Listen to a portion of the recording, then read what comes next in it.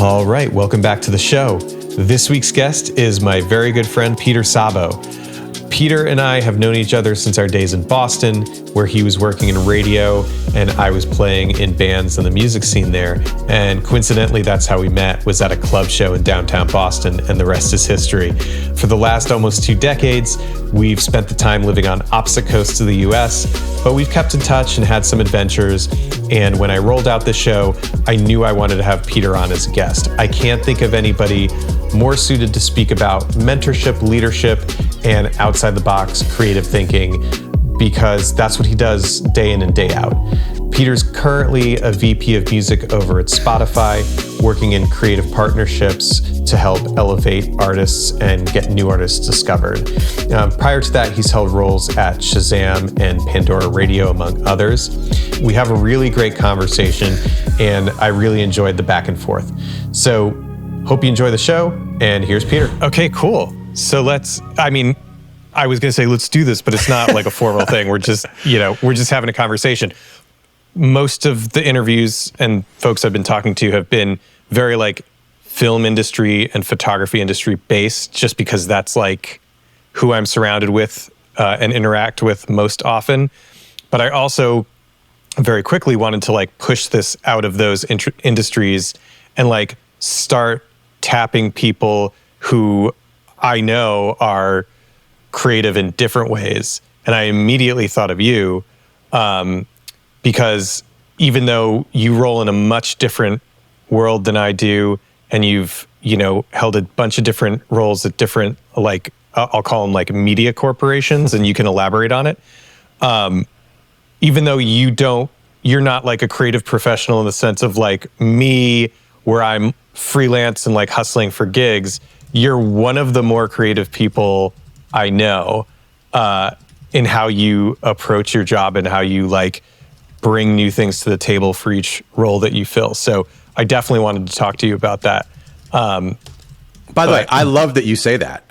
You've said that before, and I'm always flattered. And I take that as a big compliment coming from you that you say that, because I absolutely want that to be the case. It's no grand design, as I'm sure we'll talk about, but it's got to be a core part of it. Is that it's way more fun on the creative side, and then you obviously bring the business side to it. But yeah, I'm always happy when you say that. Well, so like just to go all the way back to the beginning quickly to kind of give a little history of how we got to know each other, because you and I have been friends. Oh my God. I mean, it's more than 10 years at this point. No, it's almost 20.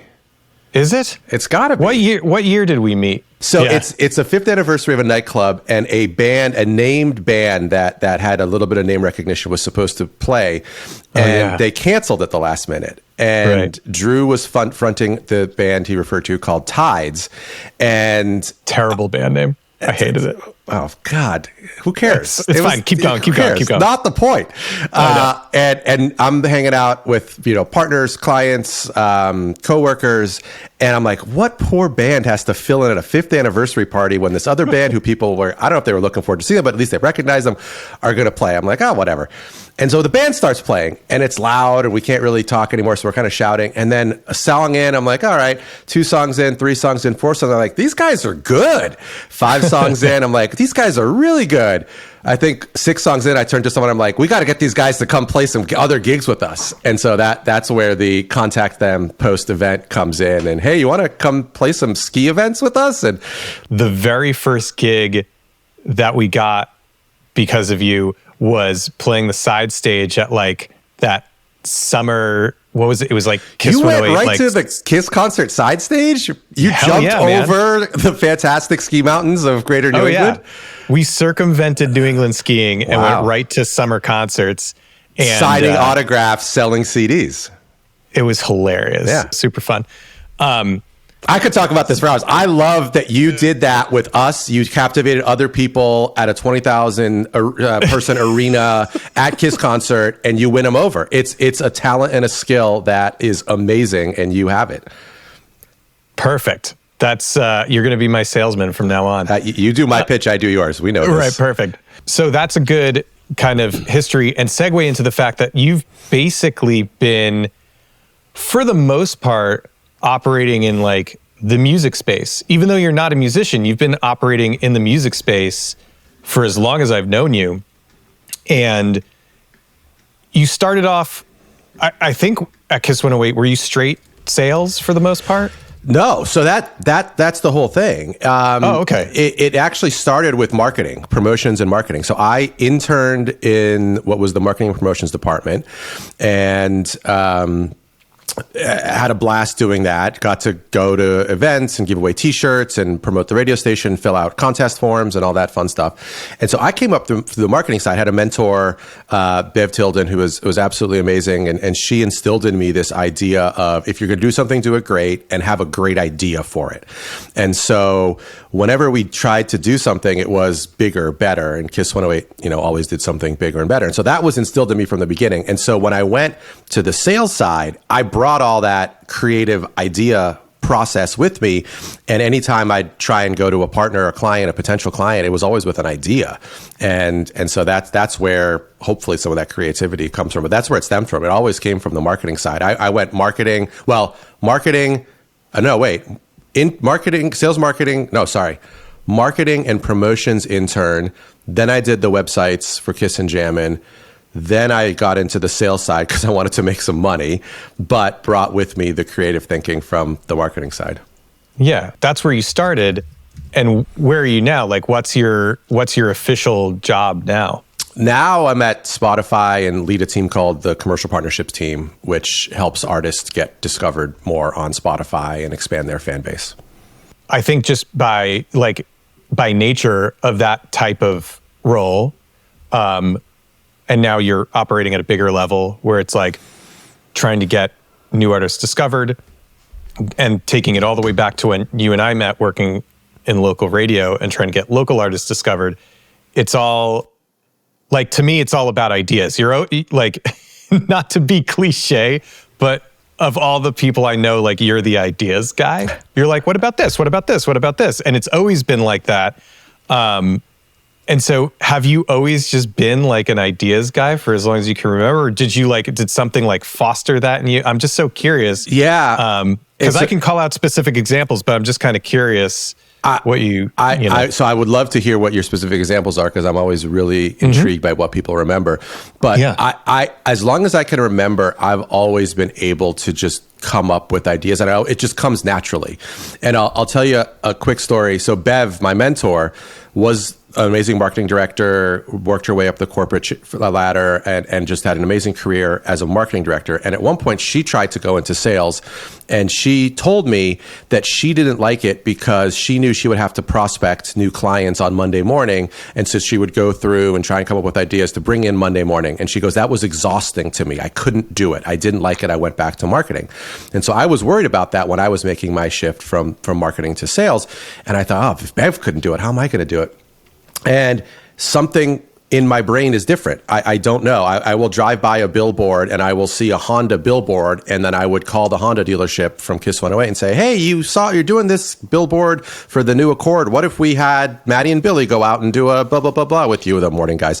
There was just something that my brain fires that way, and I've come to appreciate it in a very different way. Because for a long time, I think, like most people, you think, well, I do it, everyone must do it, and I've come to realize that is different in my brain, and I, for some reason, can fire ideas, and then I've seen that people rally around ideas, and so it kind of fosters success in that way of people want that. They want, would they rather have someone call you up and say, hey, what about this specific thing? This is a cool idea I had based on what I know about you.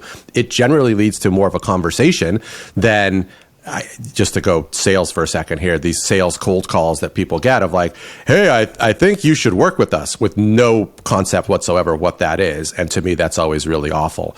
And so I've always tried to have it be based on an idea. And for some reason, those kind of pop up like popcorn in my brain. That's really cool. You mentioned something in passing where it's like, what you always just considered that trait to be normal, and that you just assumed everybody else thought the same way as you do. And then you had the realization that, well, no, I actually seem to like think on the fly and like can ideate and like have all these different ideas more than like the average person or more than the people I know. And I feel the same way. Like there's certain things in my life that I feel are just normal. But when you start feeling supported and realize that you're different and it's a good thing, it really kind of helps kind of like solidify things in my brain and help like motivate me and push me forward and all those things. It's interesting that you added that part of support. Yeah, that you have that element of it too. I mean, listen, I look at you, to flip this around for a second, and I see the talent that you have, and I've always admired when you were in the band and when you were up there. What you do is phenomenal. I have zero of that skill. I wish I had an iota of that, and you have that side of it, and that's an amazing piece for you and how you've been able to do it. Thanks, man. Yeah, it's interesting. If we could just form one person out of our two brains, they'd be unstoppable. Well, so, specific example of kind of bringing your ideas to fruition in a cool way that I've been able to see in person is we were in Ireland for your 40th birthday. Yeah. So this guy, Luke, was kind of in the guys' crew for Peter's 40th birthday. And they started talking about like how they could merge or do some sort of promotion between Harley Davidson motorcycles and this band, the Struts, who are excellent. And they were going to be playing some big show in New York at South Street Seaport. And this started as an idea in January of that year, right? And it was the same year that this happened, right? Was it a year later or that year? Or was it a year later? I don't remember exactly. It doesn't matter. Yeah. Within a year of that initial conversation, I was at South Street Seaport at the concert and watched the singer of the Struts ride a Harley out onto stage. And it was like this moment of realizing that like, it's just that little spark of an idea and a little conversation in a cozy pub in Dublin that turned into something material that you can share with people that like, I mean, there was a huge sold out audience at that concert. It was super impressive. And it's because Rome was there too, who was managing the Struts. That's how it all comes together. Anyway, you've been not only an ideas guy, but someone who like brings people together. And I feel like you've lived a bunch of different lives. Like you were in Boston, grew up around there. Then you were in LA for a long time. You were my safe house in LA when I could go visit and I could just crash at your apartment. And you did so much out there. So after you got out of radio in Boston, what was the impetus to move west? Initially. Yeah, I love Boston, born and raised in Brookline, which is another funny side thing of when you played that Felt gig, you were living in my hometown, which was a nice little fun connection. Yeah. I love Boston. I just got to a point where when I got into sales and was doing that role, I ended up working with a couple other markets, and it was when this thing called the internet was starting to really take off, and we were doing internet sales, and we were doing really well in Boston, so we were helping some other markets get their stuff going, and I started traveling and helping some other markets, and I just hit a point where I kind of outgrew Boston, I guess, for lack of a better way to describe that, and kind of thought I should get to New York, Chicago, or LA, and for some reason, I thought New York and Chicago would still be good options until my parents got divorced years ago and my father moved out to California, and I was sitting on his patio one February and it was 60 degrees, and I had this like immediate moment of like, why am I even considering these cold weather cities? This exists, and a year later, I moved out to Santa Monica and started a whole other thing in LA, which, you want to talk about creativity, is the hub, the center of everything. And it's a huge reason that I think I've been able to enjoy as much success as I have in the past 15 years is because of the environment that LA provides with creativity. And just absolutely a phenomenal place. If you have a good idea, people will rally around a good idea in LA. They will find resources that you will get those things done if you work at it, and that's where I really enjoyed it. So talk to me about like motivation. You seem to kind of come up with ideas out of nowhere. You find yourself in these roles where you have teams that rally around you. You've been in a bunch of different companies. I know I did some work for Shazam when you were there. You've been at Pandora Radio. Yeah. Yep. Like, where does your motivation come from? Like, what gets you out of bed? What gets you out of bed in the morning? That's a better question. That's a great question. And I love that you brought up the Struts Harley. Luke rides a Harley on stage example. That excites me. Like hearing you tell that story and that you remember that and you remember the details of how it all came together is so exciting. And I was getting fired up listening to you tell that story, and you can see it in my face. You have to take your elbow off the desk because you're shaking your laptop. Sorry. Sorry. You were literally the first time I've done this, so congratulations. No, you get to go through all this with me. But anyway, I love fun ideas like that. And that's incredibly subjective because your question is more of what excites you. And there's some combination of a cool idea with fun people that benefits multiple parties at the same time. I love stuff like that. I love, and you mentioned bringing friends together, colleagues together. This idea that connects people that I know to do a unique thing. I love those. And so to me, what gets me up in the morning, what gets me excited, if someone needs help, an artist needs help with something, okay, who can help them? Is it a friend within Spotify? Is it someone at a brand? Is it someone back in my radio days? Whatever I can do to help that, I truly enjoy that. I truly love connecting those dots and making those collaborations happen in a meaningful way. You're a people person. You're a connector. Yeah, and this is another one of those things, and you and I have talked about just kind of the aging process and what you realize as life goes on. I'm fascinated by what I got from each of my parents, and my dad was a doctor, my mom was a teacher, but they were both social people, and so we were expected to be around adults growing up and converse and be part of it, and that is something I now look back on, where at the time I was kind of annoyed of like, I'm a kid, why can't I go play? Well, you got to hang out with the doctors or the teachers. That's an amazing learning ground to be able to then later in life be in marketing, be in sales, connect these people and have these conversations that present it in a way that helps kind of unite these people, because I saw my dad do it. I saw my mom do it. They could talk to anyone. There's something that's instilled in you as a result of that really helped me later on. I didn't realize specifically until I kind of thought back on it. That's really interesting how you can track it all the way back to that and kind of your upbringing. That really like fortified this idea of like being social and being around people and really listening to what they have to say can lead somewhere. And it's actually really interesting to that point. It's like you are so not a yes man. I've known you for a long time. There are people that are yes men or yes women, who just kind of go along with things. You don't.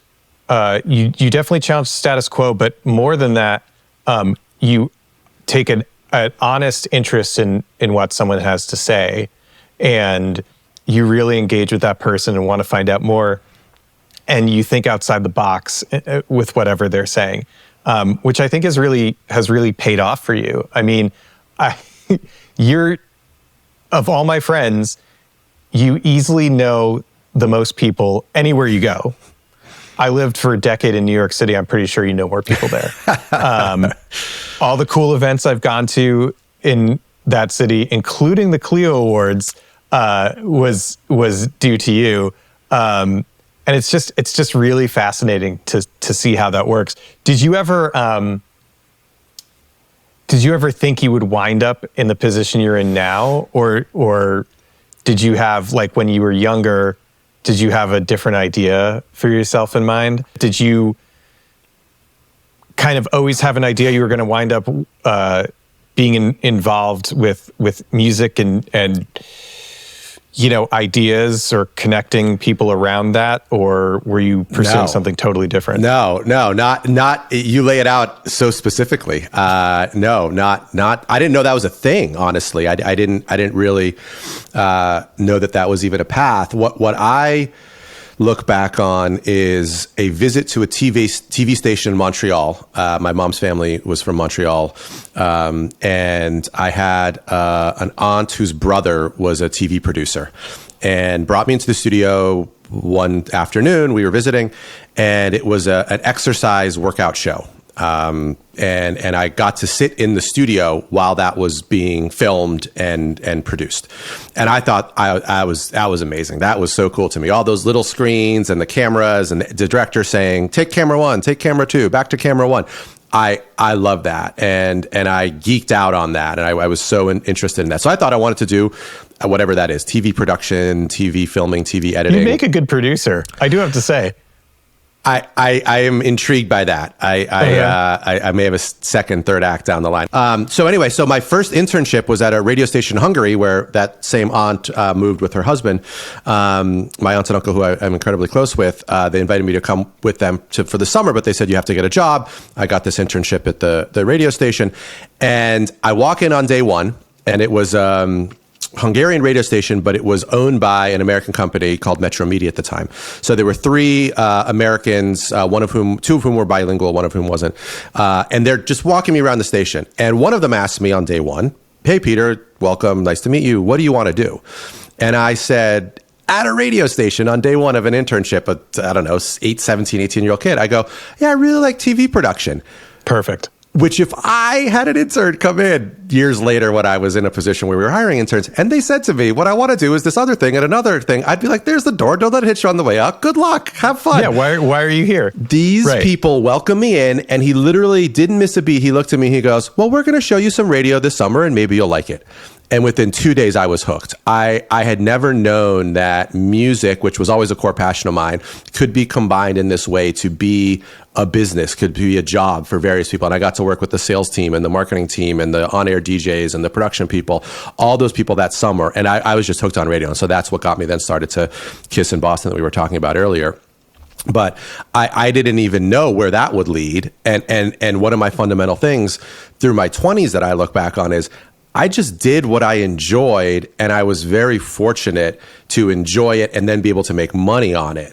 And that I still look back on as, it wasn't that I had a path that I wanted to go linearly. It was, well, I like this, I'm going to keep doing it. Then this other thing came up, I'll go there. Then this other thing's over here. Then this other thing's over here. Wait, this is a little bit backwards, but it's okay. I love that. And then everything just kind of naturally evolved from that. It wasn't that I needed to go there. And then the other thing I'll say, and I'd love to talk about your transition as you just described from music to your professional career, because I look back and what I'm about to say is in no small part to what you went through and how you did it. I consider myself incredibly fortunate that my passion coincides with something that's monetizable. And the struggle that I saw you go through when you were trying to make a career out of the music part with a band, then try and do it on your own, I saw your struggle. And I saw you do that. And it made me appreciate how my path led in that way. And I was able to have enjoyment in what I was doing, but also make money. And I realized how lucky I was to have that, partially because of seeing what you went through. Okay, so that's interesting. There's some stuff to unpack there.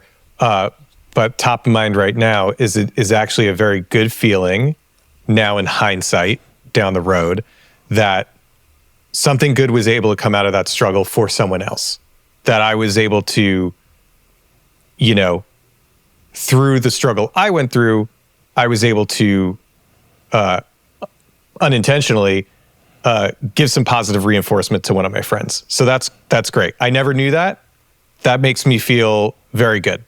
The other thing I was going to say, because you mentioned feeling fortunate that your passion was also monetizable, I feel like you're also lucky that you just wound up in a track that you didn't burn out on, that you remained passionate about, and that you were able to keep going with. Because for me, I think maybe a different way to say it is like, for a while, music kind of got ruined for me because I tried so hard at it and couldn't succeed, and I had to like completely walk away from it. Now it's kind of water under the bridge and things are fine. But, you know, for a while it was like, oh, this thing that I grew up loving, I have to walk away from. Wow. Like completely for a while. Because it's just kind of broken me in some ways. So I think you're super lucky, and luck can be a part of it. Super lucky that what you were passionate about was able to like turn into a career, and you haven't burnt out on it. And that's great. And maybe that's because you're not necessarily on the creation side. You're on like I don't know what you want to call it, like I don't want to call it marketing, but you're assisting the creation in your own way. You're not necessarily throwing all your eggs in one basket of like, oh, if this thing just takes off, we're going to be great. For sure. Yeah. Which I think makes a big difference. And any creative you talk to, and I've talked to other folks for this show already, and the messaging is all kind of the same. It's like people yearn for consistency when you're freelance, self-employed. You know, everybody's got a dream that they're shooting for. Doesn't matter how big or small that dream is, but disenchantment's a real thing. It's tricky, but I think, you know, the ability to not get completely burned out on a industry as a whole plays into that a lot. Now, can I ask you a question about that? Yeah, of course. When you say that you had to step away from music, that I think you said it got ruined for you. That's a awfully strong statement, and I didn't realize it had gotten to that point for you. I remember the struggle. I remember watching you go through was can I make this my career? Can I make this my life, and can I make money on it within that? And I remember you struggling with that. And so I guess my question is, as you were going through that and where it got to the point where you got burnt down on it, music got ruined for you, is it because the creative was meeting the commercial and you were just trying to get the outcome, or because you were just doing the thing so much that you didn't have those other areas that you were just alluding to, that you get to do other creative outlets as well, or a combination, something else? Really good question. I now like how the tables have turned and you're interviewing me. I thought that's what this was. I didn't know I was going to come in. It's totally fine. So I think it's mostly the creative meeting the commercial, right? It mostly was what it turned into was me trying to force creativity to happen because I was desperate to make a living and because I didn't have any other option. And then that turned into me having to work part-time at an Apple store, which was fine, but I wasn't sticking to what I said I wanted to do. And it was hard. And I just think it took me finding another career path to really recognize that, like, it's not that the music industry is terrible. Of course, any industry has its terrible sides, right? But it's not that it wholly is terrible. It's just that it wasn't the right fit for me because I just couldn't figure it out. And there are people who did figure it out and do figure it out and have made a living, a very substantial one, not just being artists, but being composers or producers. And I was going down the road of like writing music for little web campaigns, and I'd make some money and then have huge gaps of time where it didn't work. And I was trying to produce other artists, and that's just, it wasn't great. Yep. It wasn't great. It was a lot of time spent trying to commercialize my creativity. And I still have hard drives full of stuff I've written that like is just like sketches of ideas that's probably just going to live on that hard drive forever. Yeah. And that's okay. Things change when you try to make money off of what you love. Yep. And music was my first love and it didn't go the way I wanted to. Filmmaking is my second love in the timeline, and that has actually worked out. Maybe not to the point that I want it to, where it's like I would love to be shooting like, HBO shows and all this stuff. But I've made a living. I've been able to buy a home. Like I've been able to do life things. Yeah.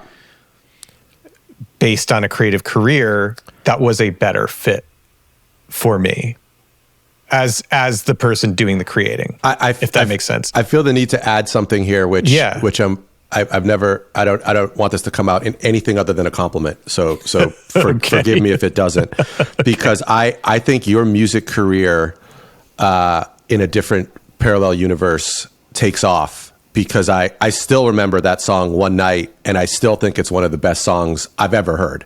And thanks, man. Anytime I randomly have it come up on my shuffle, we crank it in the car. It's a great song. And what you're saying around monetizing your creativity and the pressure cooker that you sounded like you were under to do that.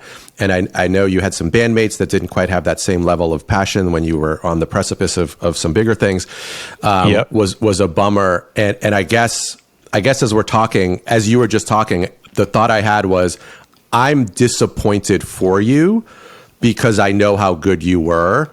And I know if a couple things happen differently, to your point, and I don't think it's luck in terms of like you needed other luck. I just think if some other things had broken in a different way, the world would have gotten to experience your music in a bigger way. And I you know how much I loved your music and continue to love your music. And maybe I'm not over it 15, 20 years later that you didn't do it. I don't know. You processed everything. I'm sitting here like, oh man, Drew's music should be out there. It's, I don't know. So to add to that, so that first half is the creative meets the commercial, meets the commerce, right? But the other half, and this is actually really great. Maybe if people listening don't take anything else really away from this, as far as I'm concerned, I would really like to drive home the point of personal maturity too. And I think the timing was such that like, I really didn't have my shit sorted out when all this career transition went down. And to go even further back, when the band split up, and then I was like determined to do something on my own. I haven't talked to any of those guys who were like literally my best friends for years, because I was too like stubborn and pigheaded to like foster the relationship over just pushing forward and like, like a bull on a run, like I'm just going to make this happen no matter what it takes. And in hindsight, it would have been so much better to like take a breath and like salvage my friendships and really take stock of what it was I was doing before I got too ahead of myself. I'm very aware that I had some growing up to do. And that happens at different times for different people.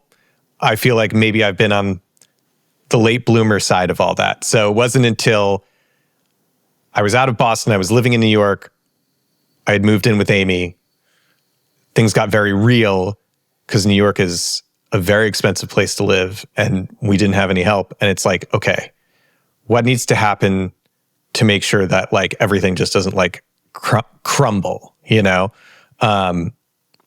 And I think that's when I really like internally did a lot of growing up and got a lot of things straight. So it was just a combination of like, I don't know, trying to force creativity into money and not being really like mature enough as a creative or as a person to like really handle how all that has to go together. It's hard. It's hard. I mean, I think you're also touching on, you're good at a thing, which is the creative. And then when you're fronting a band like that, you somehow have to realize, well, shoot, where does this go from here? What is the business? And the music industry, music business is equal parts music and business if you want to have that be a career for you. And just because you're good at one very much does not mean that you're good at another. My wife and I talk about this all the time. If you're good at being a ship captain, that doesn't mean you're going to run a successful tourism business because you can, captain the boat out at sea. You got to have a website so that people can find you on TripAdvisor and all that other stuff. That's so different than being a boat captain, and the same type of thing applies with music. That's why I have so much admiration for artists that we work with that are able to do both, or maybe in the situation for you, meets the right manager at the right time that can help them with that. And then they each take their path on it and they take their side and they actually work better together. It's also about when you can surround yourself with people who are better at something than you are, For sure. So, and I've been fortunate enough to be around people who are far better business people than I am that have given me some of that skill set enough to be able to sustain some kind of career. And things are always changing, and sometimes things are great and sometimes things are frustrating. Currently, things are probably more frustrating than great because post-COVID, there's less work to go around, and I could go on, but it's not the point. The point is just I've learned some lessons in business that have carried me through that I didn't have before. So it's also compiling that internal tool set. Well, what's your take on surrounding yourself with people who are better at something than you? Who have those people been, or has there been any particular instance where it's by having someone maybe you were struggling with something and somebody had a better skill set than you did at something, and that really paid dividends for you down the line? I look back and realize how lucky I was to have mentors who allowed me to not just do my job, but do more. And very similar to what I was describing about my parents, of the things that are just ingrained in you. There was a general manager of the radio station, a general sales manager of the radio station, and the head of marketing. All three women, by the way, who were so good at their job and were so welcoming of having a high quality team. Our general manager at the time, her line was, "I want to be the dumbest person in the room. I want to hire the best, smartest people. I want to be the one who makes the call on what to do. I like that. I think I'm good at that. But I want to have the best around me." And that's always been something that stuck with me as being, the leader of a team, is hire smart people, bring them in and all be united around what you're doing. In terms of having mentors, that ability to do more, you bring them an idea. It's not, "Oh, well, what are you doing? Assistant, whatever." That's not your role. You shouldn't be having those ideas. They welcome that. They want that. They want the best outcome for you, your role, their role. It all helps together. And to what you were alluding to earlier, that's where some of my process comes from as well. It stems from that. It all comes from, doesn't matter where the ideas come from. If it's a good idea, let's do it. And I love that. And that environment to be in, to have that not just welcomed, but appreciated and rewarded, is a phenomenal place to come from. And then, I'm very lucky that I had those great mentors, because it allowed me to learn through osmosis. And there's a whole side channel we can go on about whatever happens post-COVID or going back to the office. I think that's a huge loss for any people entering the workforce right now, or starting to mature in the workforce right now. You miss that emulation. We can all be on Zoom calls all day. That's fine. We can get a thing done. We can talk about a thing. But that missing out on how people interact and those extra conversations and seeing who to emulate, why to emulate, who not to emulate, why not to emulate them, I think that's a huge miss. And I consider myself incredibly fortunate to have people that I learn from in that way.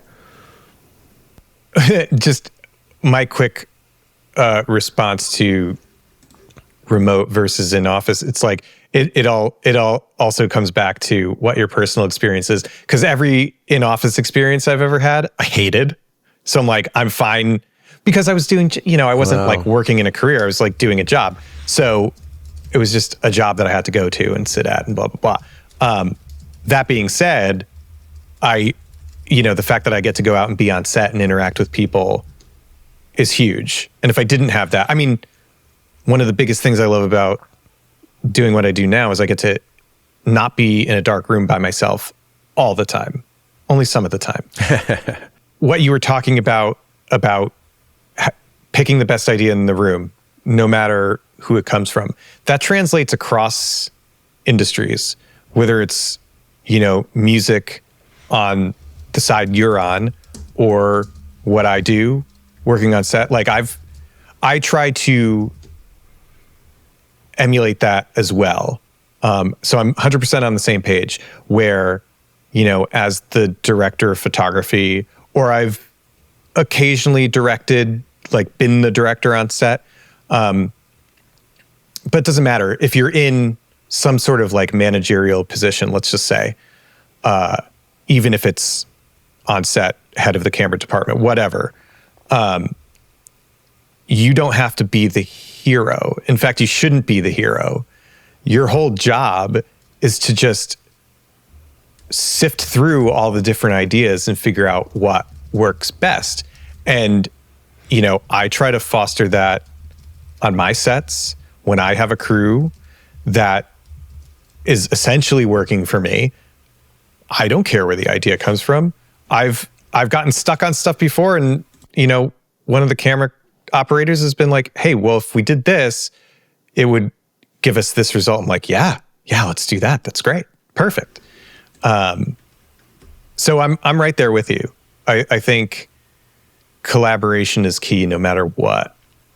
I think, though, I'll call back to what you said around when you were in the band and getting your ish together at that point. Yeah. I think it's so important to have gone through that and have your stuff together. Yeah. Same for me. It makes you a better leader, because otherwise the insecurity seeps through. And then it's not as easy to let, or sometimes not possible to let that best idea through, because you feel threatened. Well, why is that person doing it? They're coming after my job?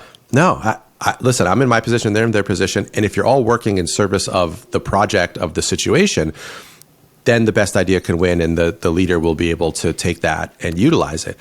If the leader doesn't have their stuff together, it doesn't work at all. And so I think what you went through, what you were describing earlier, allows you to be that better leader now. So, speaking of leadership, or like loosely adjacent to leadership, most of my experience and the people I talk to are in a role more like me, right? Where it's like they're going out and like finding gigs and like doing that kind of like creative freelancing thing. You are in like a, for lack of a better term, corporate position. But still, it's like you are in this position where you're trying to create something from nothing, essentially. You're taking these artists who come in, however they're discovered through Spotify, whatever, and they're identified as like, these are the folks that we need to boost up. I'm just assuming that there's very little framework that goes along with that. Like each artist is going to be different. And, it's like you're given an artist or an artist group of artists, and it's like, here's the result you want to get to. And there's just like a blank canvas in the middle. Can you talk to me about the creative side of that? Like how do you, I don't know anything about this. Like I wouldn't know how to market that at all. So how does that, what does it even look like? Yeah, it's fascinating. So going back to my radio days, there was the program director and the music director, and they picked the songs that were played on that radio station, period, end of story. Two humans that did that. The Pandora stop that you referred to, they did a different version where they personalized it. And if you remember the Pandora days, you had thumbs up, thumbs down. You could customize your stations based on a seed song, which is that first song that you put in. And then based on if you like the next song you don't, thumbs up, thumbs down. It got to know you, personalized that. That was really good, but it was always lean back radio, didn't work. Spotify took it a step further with on demand. And I give this quick history lesson only to say it's kind of taken stepped increases along the way, and Spotify tries to blend the human, where there are editorial playlists that are made by editors, and then there are ones that we try and we call it algatorial, where it blends humans and machines, and basically that's the only way that you can do it at scale. With the hundreds of millions of listeners that Spotify has at this point, there's no way that we can make enough personalized lists with humans. It's got to be that blend. The scope is kind of, if you just take a second to look at it, the scope is insane. Yeah. And so Spotify's done really well at starting with the humans, but then adding the algorithm. And Spotify got a lot of credit that long before I got there. Not that I have anything to do with the engineering side. Anyway, I'll put that out there. But they were so good at these personalized playlists. And I remember even when I was at Shazam, as you were alluding to, when Spotify was first getting going, there were some people who were like, oh my God, this Spotify thing, it just knows me so well. How does it know what song I like next? And so all that's great for Spotify. But now the role that I'm in, we're on this team that tries to help artists control their own destiny to get discovered, to get more noticed, to get more listeners on Spotify. Because it's really hard. I'm sure seeing the stats, tens of thousands of tracks uploaded every day. How in the world do you stand out? And so we do still have editors, and there's something called the NMS, New Music Submission Tool, where you can pitch your music and the editors will listen to it. And then if it makes sense, they'll add it to a certain playlist. We have hundreds of playlists at this point, not just the flagship ones, today's top hits or Rap Caviar, that get a lot of attention. There's smaller ones that are really important to get on as you're a budding artist. And then we have one where you just control your own destiny. You can, remind your existing listeners that you have a new song out. It's staggering how few of your own followers, your own listeners, will hear a new track when you put out a new song. There's just so much going on, not just on Spotify, but entertainment in general. And then we have other ways that you can promote your tour. You can sell concert tickets. You can talk directly to your fans as a way to hopefully re-engage them and get them to do additional things that you want them to communicate directly with them. So we do all that and really as a way to hopefully have artists feel more in control of being noticed, being heard, building their audience on this platform that is just growing exponentially because of the new music that's being uploaded every day. So it seems like more or less you're trying to improve and offer new ways for not just for Spotify to help promote artists, but really give more tools back to the hands of the artists to help them. That's exactly it. It's got to be. Yeah. It has to. Yep. Yeah, it's super interesting because that goes, it goes across industries, across platforms. It's like more and more and more, I think people want that control over their own destiny. They want to be able to say what doesn't work for them. And it's this weird like middle gray area between like gatekeeping and not, right? Like I can put something on Spotify and I'm going to. I think I actually put my solo record on Spotify. I'm pretty sure it's there now. But also like this show will wind up on Spotify. Yeah. And what I mean to say in terms of gatekeeping is not that any one company or platform is saying yes or no, but it's who are the platforms, right? Spotify is one of them. There's others. So it's a mix of like, oh yeah, I need to be distributed on X, Y, and Z.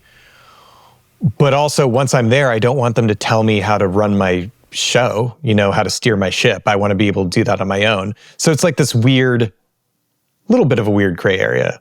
I'm not saying it's contentious. I'm just saying it's interesting. It's strange because it's also the evolution of the music industry. I mean, this idea of, record labels and what they do and how they help artists progress their career versus a lot. Actually, I don't mean it versus. I don't mean that it's one versus the other. It's just that there's different approaches to it. These bedroom artists, as they're called, you can produce a track, you can upload it, and if you're good on TikTok, on Instagram, you could get some people to come notice it, promote yourself. Again, back to what we were saying earlier, you're good at doing the thing, creating the music. Then if you're good at promoting it, you can get people to do it. And there's numerous examples of artists who've been able to do that recently. It's, TikTok gets a lot of credit for this, but they built an amazing platform that allows people to be discovered in that way, and get out there. Now, how that ties in with a long-term music career is a whole different story, but it's a different world for music. And that's why I'm fortunate in the 20 years that I've been doing it to see that progression of what used to be, terrestrial, you have the radio in the car to now incredibly personalized radio. You can listen to it and endless choices. But again, as you're saying, within that, you still want to be noticed. You want your fans to be able to find you and know that you have music, and then hopefully sustain that career. Yeah. The speed at which industries like within entertainment are changing is so incredibly fast paced. There's just so much. There's so many different options. It's Bandcamp is a thing that I didn't know about forever. And it's like a legit way for people to support artists directly. So it's just so broad. And I feel like every year, whether it's music or whether it's film or TV or what, pick it, I don't know. There's a million more options to choose from. And yeah, how do you stick out from the noise, right? There's just so much music, so much video being uploaded every day. I mean, I have a YouTube channel for this where I can put the video just because I feel like it's why not take advantage of it? But still, have you gone through YouTube lately? It's insane. There's so much. Yeah. There's so much. Yeah. And I'm not trying to sound like a curmudgeonly old man, but it's kind of hard to keep up with it sometimes. There is an infinite amount of choices if you just want to fill your entertainment time. That is clear. And so then I think it becomes, how do people who make unique podcasts, make unique music, make unique shows, make unique shorts, get noticed, and then make a career? Mm-hmm. And I don't have the answer to all that. Spotify doesn't have the answer to all that. YouTube doesn't have the answer to all that. To your point, there's these different platforms where you can be. Connecting that to our ongoing conversation about monetization is one thing that I can speak for Spotify. We're leaning heavily into. We want people to be able to make a living. Those that choose to and want to make a living at that craft. And it's hard. We're very early in that process, but very much want to be doing that, which is one of the reasons I'm with Spotify. I like that they're leaning in and saying, we're not just going to send you hopefully more streaming checks with more zeros. We certainly want to do that, but we also want to connect you to the merch that you want to sell, to the concert tickets you want to sell, to your point of some of these other ones. If there's creative ways that we can do that, we want to do it because we want the music ecosystem to flourish in general. Well, and I think that ethos is right up your alley because, again, to take it all the way back, you're an ideas guy and you love, I've seen your eyes light up. I've seen it in person when you can connect all the dots for all these different angles of we could, to your point, like you just said, you could have merch and you could have, whatever the thing is you're talking about. I think that's what keeps you, if I may, keeps you engaged in the role you're in, is because you like connecting the dots, and there's lots of dots to be connected, and they keep growing, and there's more to be connected. So that's just my opinion. Yeah, and that's where I love that creative part of 1 + 1 could equal 4 if we do this right one piece and this right one piece, or this 1 + 1 + 1 could equal 9 if we really do it. That multiplier that comes in of how do you do that? And it's also, we've been friends because, we keep in touch off and on, and there's been times that we don't talk for longer and we just get back together and we chat, no problem. But there's something in that to your point about that Dublin trip. Everyone that was there is kind of open in that way. The closed-minded people aren't people that we remain in friendship with for whatever reason. It's just, you kind of end up with that like-minded group. And to your point around surrounding yourself with people, it's one of the things I appreciate most in life is that I have friends like you who are open in that way, and we're able to sustain the friendship over time with that. Yeah, man. Again, the kind of focus on this show is creative lifestyle, and I think that's another really great point, is surround yourself with like-minded people, and don't let such a cliche thing to say, don't let the haters drag you down. You know what I mean? it kind of is true. Every time I've been able to like really embrace that, it's always been a more positive experience or positive period of time. Absolutely. So from the standpoint of the creation process, just the creation process, the outside looking in, right? As someone who works in a creative industry, but you are not the creator of the content that you're working with. Do you see any like trends or anything coming down the road that seems really interesting to you? Are we getting closer to just being one singularity of an entertainment industry where everybody just does everything? I mean, I don't know, and you have a different purview than I do. The trend is, how do you sound unique? How do you sound different? How do you stand out? Yeah. And I go back to, when I was at Shazam, we used to have people ask us like, how do I get someone to Shazam a part of the song? Like, what is that? And we would always kind of pick up on like different instrumentation or different sounds, different styles, different genres, and music flows that way. So in terms of any trends, it's always just trying to be unique and different without it being unique for the sake of being unique, if that makes any sense. Don't do it just to be like, I threw in a ball bouncing on a sidewalk because that's going to make my song sound different, but I just did it for that reason. But if it makes sense for the song, if it makes sense for your project, great. That's fine. I go back to, do you remember that Aaliyah song where it sounded like there was that baby crying in the background in spurts? To me, that's one of those of like, I have no idea why that was in that song, but it stood out. I still talk about it decades later. What's the equivalent of that? How do you have your version of that within it that kind of gets you noticed for that? You got to find a way to stand out. I don't know if that's a trend. That's just what I keep saying, and I appreciate when someone does it in a new way. I'm like, oh, okay, that stands out. Good for them. Well, they did it. Whether that's a trend or not, I think it's a really good way to kind of tie everything together. You can't force it, right? We've talked about that. But find the thing that makes you uniquely you, or your project uniquely its own thing, and embrace that over trying to force something down people's throats. Totally agreed. Yep, absolutely. Cool, man. Well, thanks for doing this. This was super fun. Thanks for having me. This was fun. I love this. By the way, this is the other funny thing about, I'm trying to embrace this, and me in like Georgia living and fighting it for a long time. But now that we're here, it's like, this is whatever. I just sit here, whoever sits wherever they are, and we just do it. There's no planes involved. There's no LA traffic involved, New York traffic. You just do it. People are just embracing the convenience. One thing we didn't mention is that you're living outside of Atlanta at the moment. Yeah. Not in LA. No, moved. We came here during COVID and never left. I still feel weird saying we moved to Georgia because it wasn't the plan. We just came here in September of 2020 during COVID, and when the parks were closed in Santa Monica, and we never left.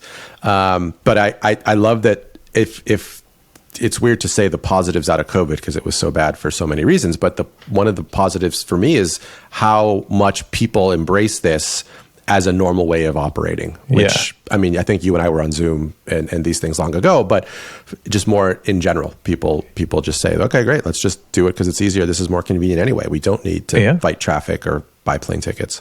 Yeah, I just walked down to my basement. It's great. That's exactly it. Well, there you have it. That was my good buddy, Peter Szabo of Spotify. Hope you enjoyed what he had to say. I know he's not the typical guest we have here, but I think he brings a lot of value to the conversation, and I hope you were able to take something away from that. In lieu of a typical social media profile or website in the show notes, I'm going to leave a link to his LinkedIn profile so you can go check out what he's up to there, or drop him a note and say hi. If you want to find out more about this show, you can check out our website at nosetpath.com or our Instagram profile at nosetpathpodcast. And if you want to find out more about me, your host, Drew English, you can go to drewenglish.com or find me on Instagram at Drew English with 2 H's at the end. All right, that should do it for this week, and we'll see you next Tuesday. Take care.